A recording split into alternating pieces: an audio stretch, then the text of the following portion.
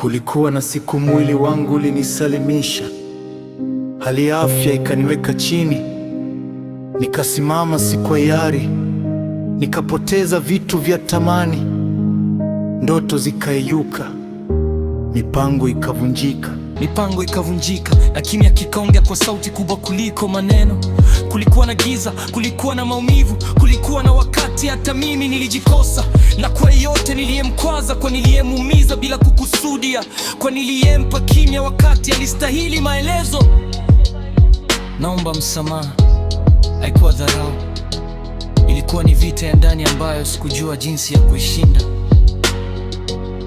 Lakini leo nimesimama hapa kwa shukrani.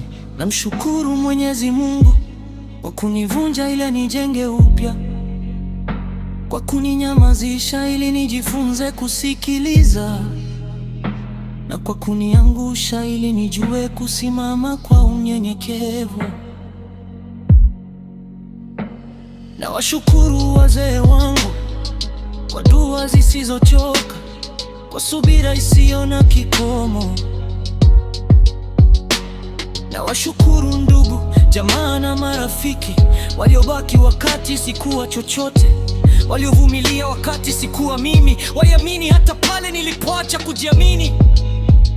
Leo ninarudi, sio yule wa jana, bali aliyejifunza, aliyevunjika lakini hakuacha kumwamini.